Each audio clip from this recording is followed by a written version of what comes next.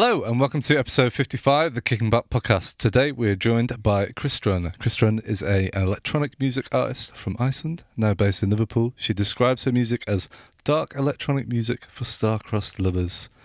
She says it's for fans of James Blake, Banks and Portishead. Hello. Hi. How you doing? Good, how are you? I'm good. Thank you very much for coming on the show today. Thanks for having me. I'm looking forward to hearing some music later. I was having a little listen on the old Spotify and it's Thank Orto you. bene, allora. It's beautiful. And of course we have Ella from one of the girl bands. Hi Ella. Hello. How are you? I'm very good, thank you. I'm having a great day. Yeah, we're having a good old time getting through some bands today, aren't we? Yep. I can't think of a better way to spend a Monday. It's a Yes. Monday. Yes. It's a Monday. Although it's not a Monday when they hear this though, but that's fine. It's fine. Yes. Who cares? Who cares? So, Kristrun, Yes. for people that haven't heard of you before, Mm-hmm. I want to ask you, what three artists would you say that you sounded like or take influence from? And are there any sort of little stories or first times you heard those artists, little anecdotes behind each one of those? Yes. Well, I have three original influences, Okay. and then three more recent influences. Oh, let's hear them. So, Let's yeah. hear them. All right. So I remember the first time I heard an artist called Eivør. She's from Fair Islands. How do you spell that? It's EIVO Yeah. with a yeah. weird O Oh, and yeah. R. Is that what it's officially called, a weird O? Yeah, I don't know. It's not in my language. Yeah.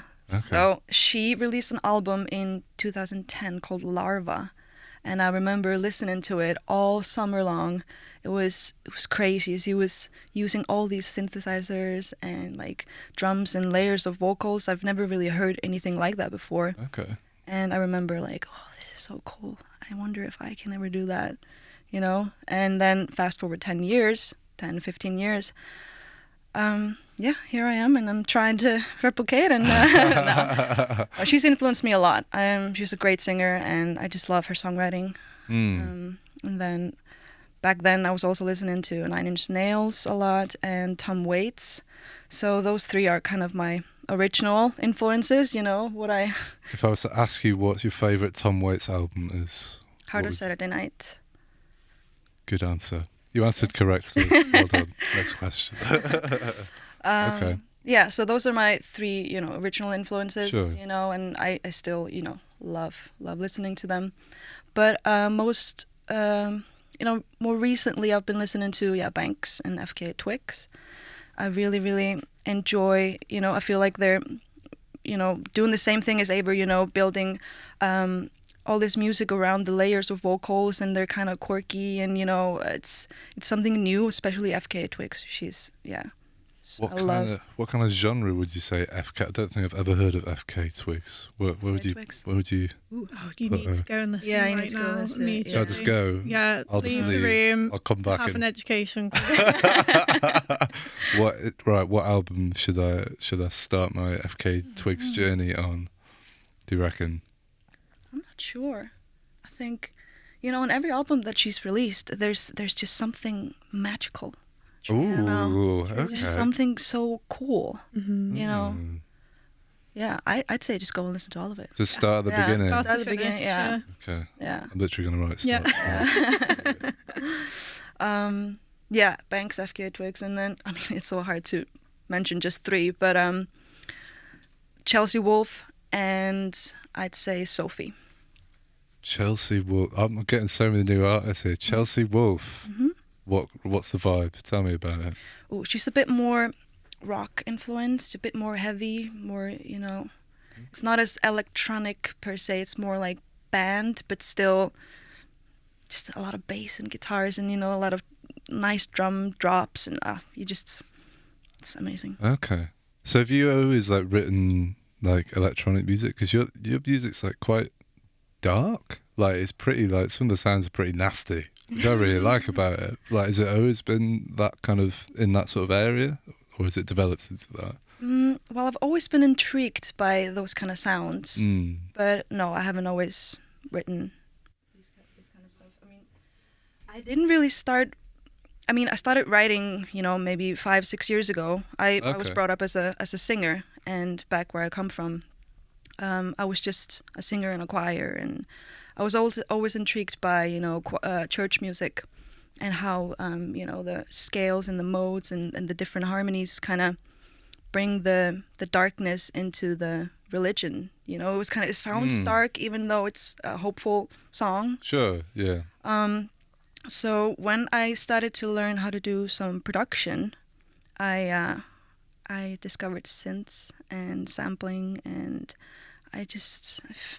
always the dark sounds and the ugly sounds are the most intriguing. It just sounds so dramatic. I love dramatic music. Yeah. It's just, I really feel like the music needs to touch something within you, like make you feel something. So, yeah, I just love experimenting with you know, the soft and the ugly. You know, try to combine the soft vocals with the ugly, nasty sounds. Yeah. You know?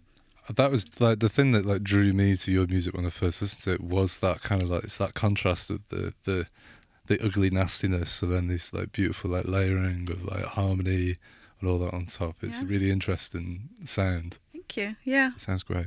Thank you. Well done. Thanks. So Ella, you two have been working together. Where are the girl bands? So tell me about that.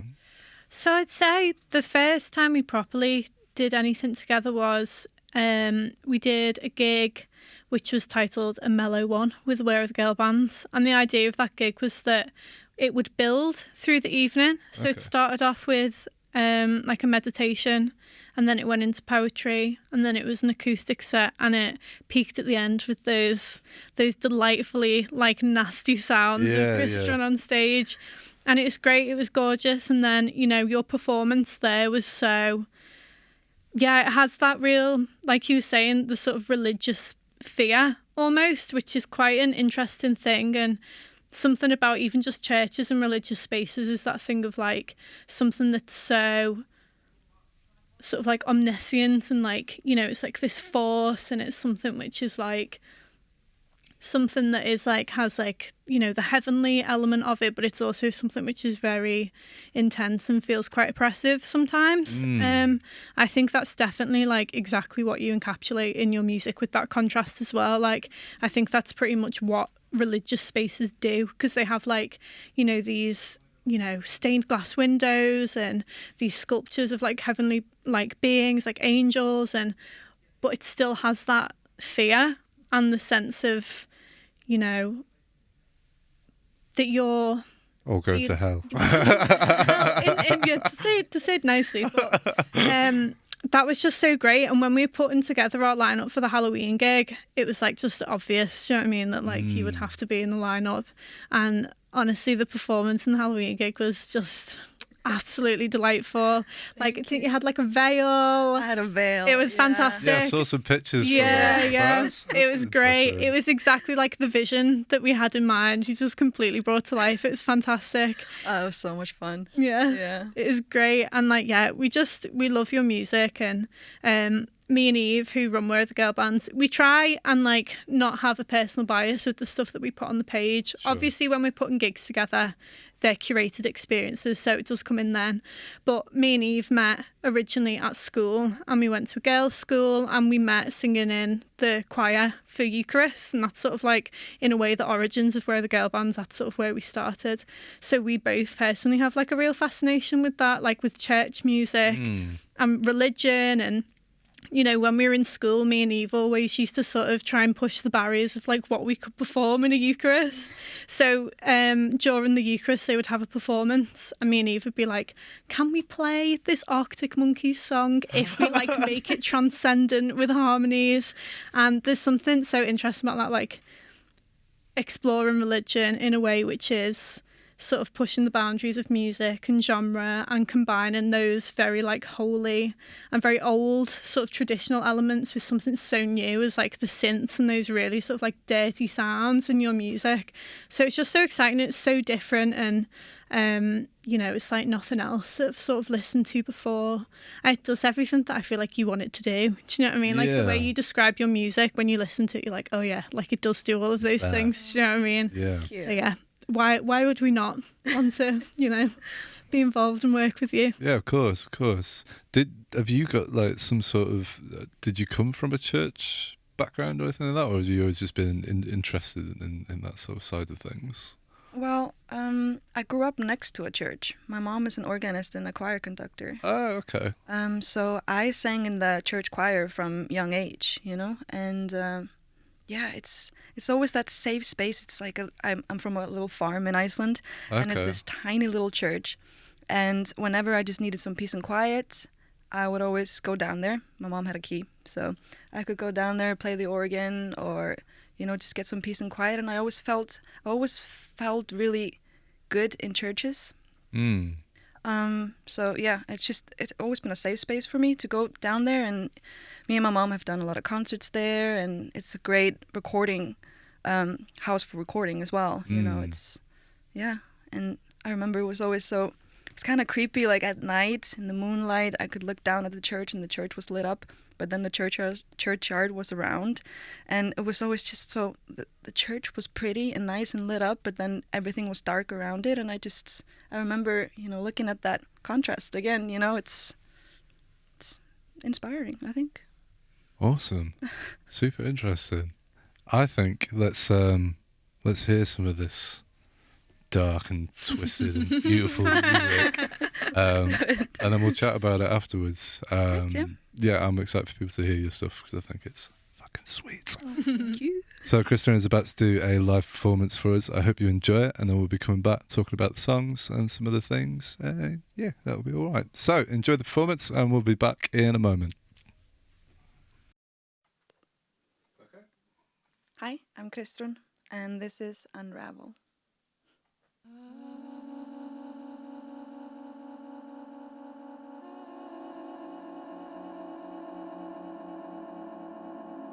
Let me reignite the best of you.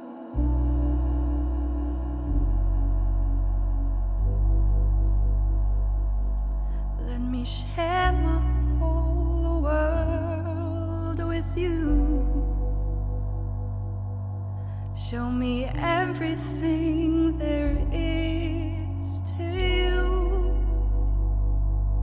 I wanna be the only one to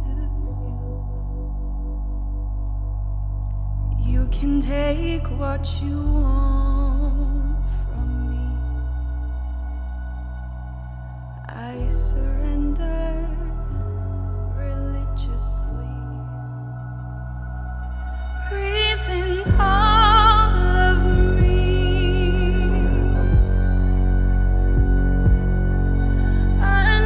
Unravel me slowly.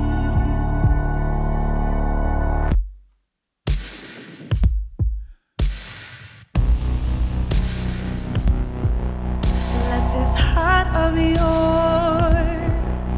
embrace all I can be to you. Please trust in me when I say I belong to you. You can take what you want from me. I surrender religiously. Breathe in all of me, unravel. Breathe in all of me, unravel me. Breathe in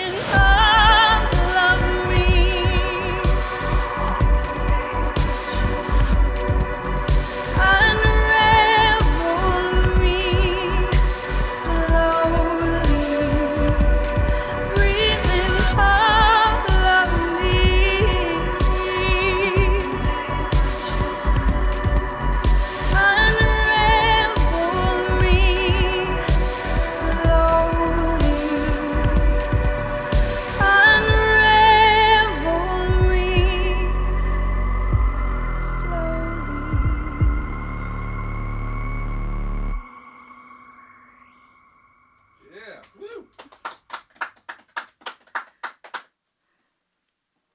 Thank you. The next one is called Calling Me Home.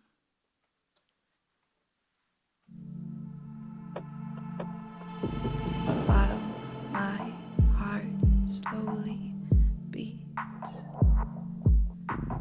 while I still breathe, bring me shelter from the night, help me stay in the light.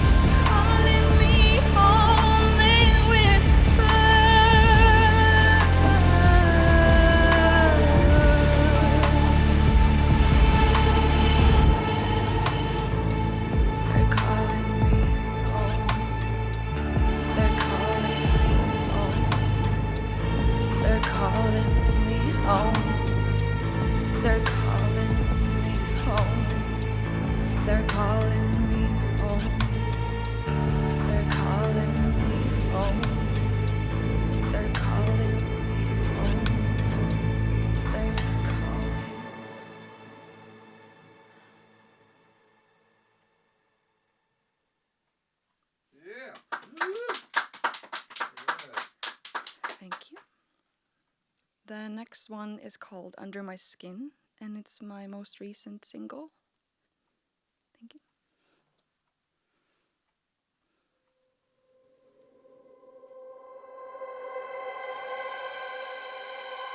Burn my clothes, go under my skin, into my soul, from deep within. Your butter me up, add salt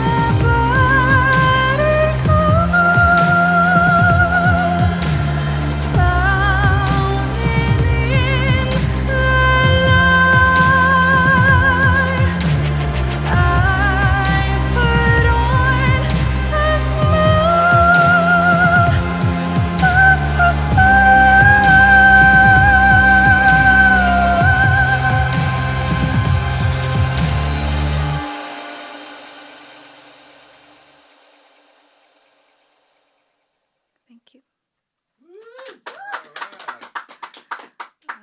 The next one is called Godless.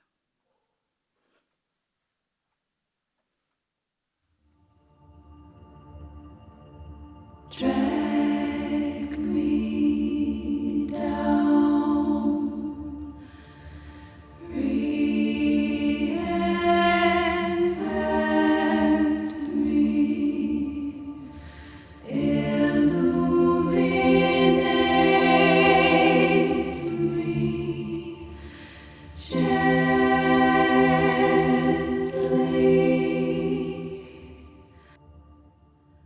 Let me breathe.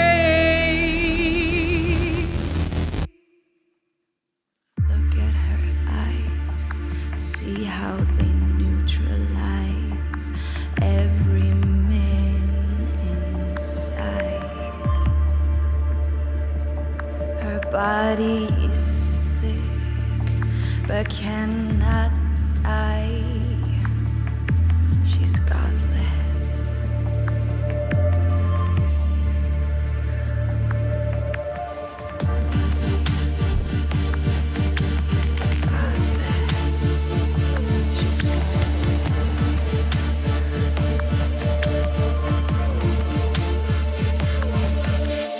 Like her perverted grip, you sit shamelessly drink of her rotten tongue. You're godless.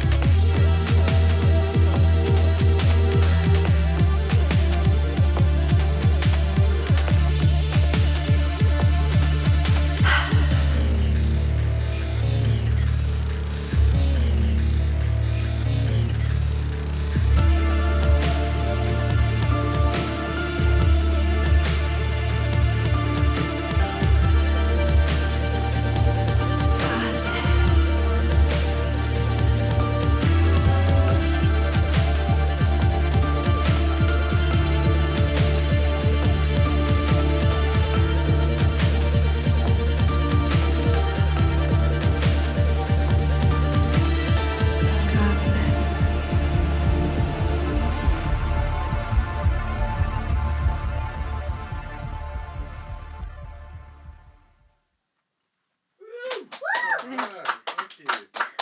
So, Kristrun, where can people find your stuff online? At Kristrun Music on Instagram and Facebook. Awesome. Thanks very much. Thank you.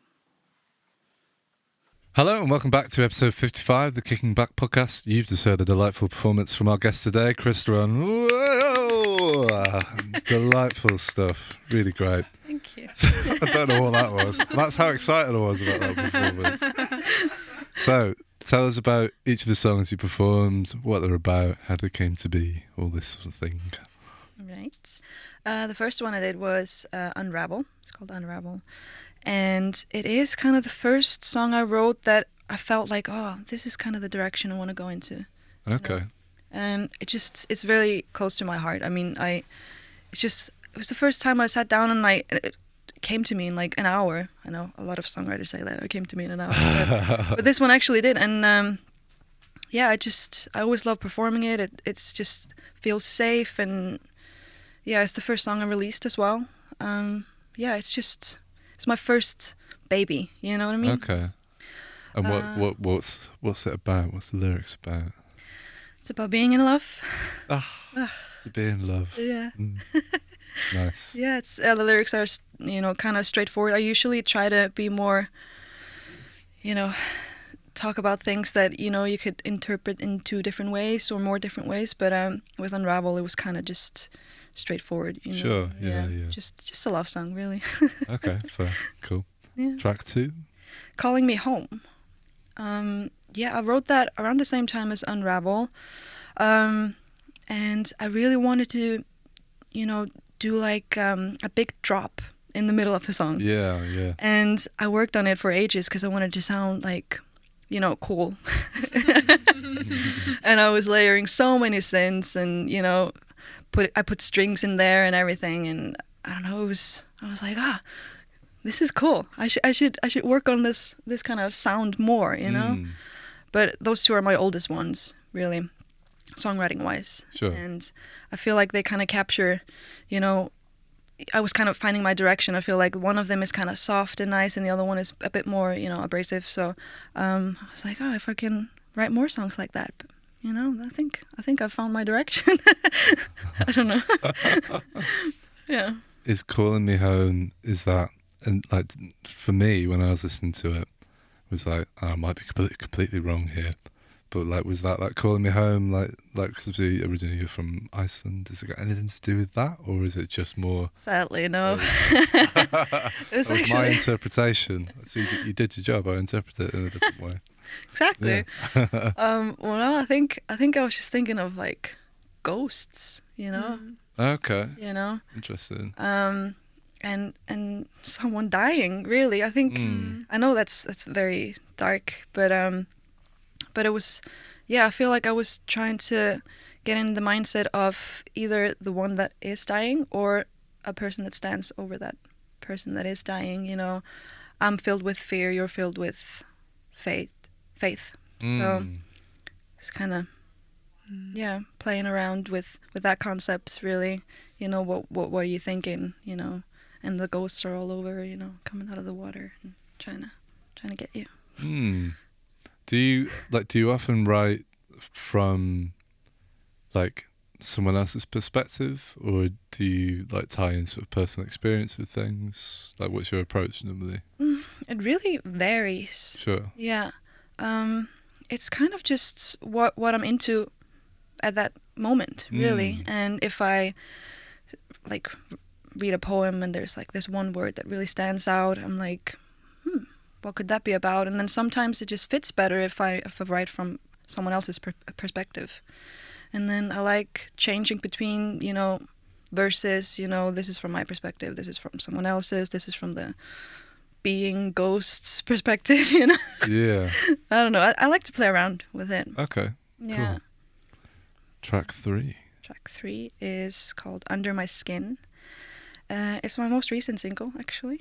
And that is also a love song, but also kind of not. Yeah. I was trying to think of like one sentence that could describe that song, lyrically, and I think that's all I came up with. Like, it's a love song, but it's actually kind of about heartbreak as well. Yeah. A little bit of abuse, I guess. About the desperation of like loving someone, but they're not good for you. I was kind of playing around with that concept. I remember I wrote it in first lockdown in my bedroom. Okay. And I was living with 4 people at the time, and I was trying to play around with the melody, and the chorus is quite high in my register, and I was waiting for them to go on their daily walk so I could actually sing that into my mic, because I was so shy. I don't know what they're gonna think. So I was like, okay, they're gone. I have an hour to finish that. Nice. Yeah. And then, of course, the 4th track you performed. Godless. Godless. Yeah. That started out as, I don't know, a 6-minute track, and I created one track that was really ugly and abrasive and about being godless, and then another intro basically that was more, I was thinking of like a choir, a church choir, and then, the darkness comes into the church kind of vibe. And then I managed to cut it down and kind of intertwine them together into like a 3-minute track. And the choir kind of comes in and out while the darkness is speaking. Sure. Because that track's quite... it's quite lyrically sparse. It's very much like about the soundscape and what have you. Was that sort of when you were writing it, was that the approach? Like, was it sort of the sound of it first before the kind of the absolutely. lyrical? Yeah. And in terms of how you begin piecing something together, is it literally just finding like a patch or a sound and then layering stuff up, or do you kind of build through a structure of what you think it would be and then add into that? Usually it's just about finding the right sound. Sure. And if you find the right sound, it just inspires me to, build on top of that, Sure. And sometimes I, figure out the structure right away, but then sometimes the structure, I don't figure it out until I finish the lyrics, and, with especially with Godless, I found this really weird synth bass kind of sound, and I did like a little riff. I play the bass on keyboard.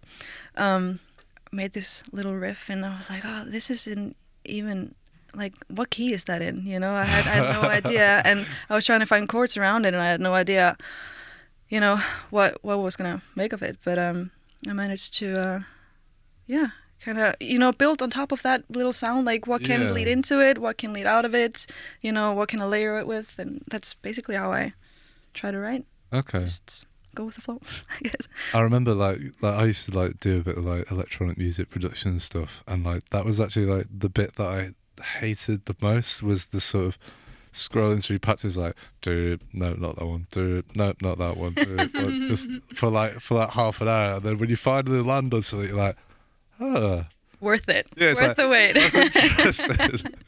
It's just funny, like people wouldn't see that side of the process. Do you know what I mean? Just to land on that point and then build on there. I mean, I didn't have the patience for it, unfortunately. I abandoned that part of my career very early on.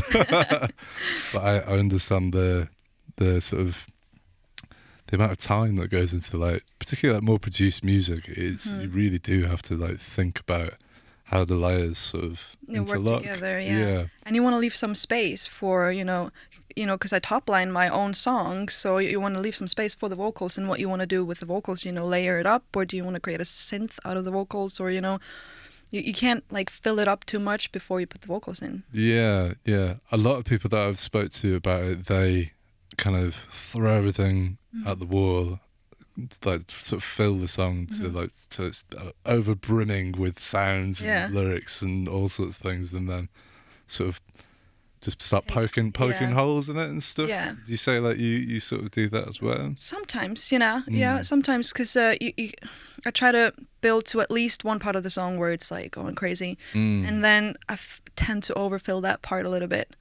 So that's where I kind of take out and, what works best in the whole concept of the song. But, sometimes I just leave it all in there because it just sounds great. Awesome.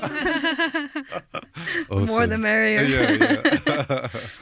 So tell us, have you got anything coming up? Anything you want to tell the people at home about things? Yes, I am currently working on my debut EP. Ooh. And I plan to release it in September. So I'm still in the recording process. Sure. But I have all the tracks ready, and I'm super excited to, release that, because it's going to be... The songs are a bit different from the ones I've released. They're a bit longer, and they're a bit... Some of them are a bit more of a slow burn type thing. Okay. And then I have interludes, and it's just playing around. I'm super excited to get it all done. Nice. Yeah. Have you got any live dates or anything like that? Nothing set yet. Okay. I've been doing some gigs, up until now. Sure. I was a couple weeks ago, a couple gigs. But yeah, nothing set. Okay. Yet. And where can people find your stuff online? Well, all the main streaming platforms. Sure. And at Kristrun Music, Instagram and Facebook, and And for the people listening on the audio podcast, it's KRISTRÚN with a K. Mm-hmm. In case, if you're watching on the YouTube channel, it's literally written below the video, so you can't possibly get it wrong. But if you're listening on the audio podcast, KRISTRÚN with a K. Mm-hmm. Of course, Ella, tell us about where the girl bands are. Where can people find all the good things that you guys are doing? You can find all of the girl bands, I guess, on Instagram at Where Are the Girl Bands, which is where we do pretty much all of our stuff. So reviews, interviews, features, little collaborations like this. That all sort of finds its way onto the Instagram page.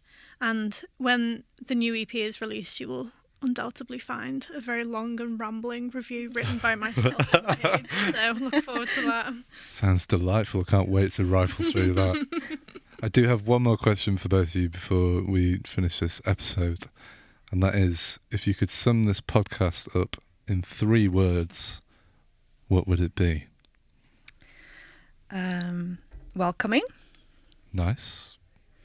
Encouraging, I'd say. Definitely. These are all very positive. It's good. It's good. And it's just helpful, Helpful. Yeah. Ah, So It's nice. just you're making me feel good about myself right now. Yeah, you made me feel good about myself today, so Everyone's being nice to each Yeah. other. That's cool. positive vibes. Yeah. What have you got, Ella? Exciting, because I'm looking forward to that new EP. It's the interludes. I know I'm gonna You're gonna be get in that. stuck into. Yeah. Nostalgic, because bringing me back to my school days, my church days, and I think spooky is always a good word Spooky. to go with your Yeah. tunes. Spooky's the next one. Nice. Well, thank you very much, both of you, for coming on the podcast today. Thank you for having me. People at home, of course, follow what these people are doing. They're doing amazing creative things. Follow their pages and keep an eye out for Kristrun's new EP in September and all the wonderful work that Where All the Girl Bands are doing. Follow us on YouTube, because we do great stuff as well. Might as well plug ourselves right here. We have a different artist on every week. We're on audio podcast, YouTube, Instagram, under RecRooms, you name it. I hope you've enjoyed the episode. Next week, we're also going to be doing another episode with Where Are the Girl Bands, so keep an eye out for that. And that is all I have to say for you today. Thank you very much, YouTube, once again. Thank you. And we will see you all again soon. Goodbye. Thank you for listening. Be sure to subscribe to the podcast to catch up on new episodes every week. Also, check us out on our Facebook and Instagram at RecRooms, where you can find out about our other exciting music series. We also have this and all our other episodes of the podcast up on our RecRooms YouTube channel for your viewing pleasure. See you next time.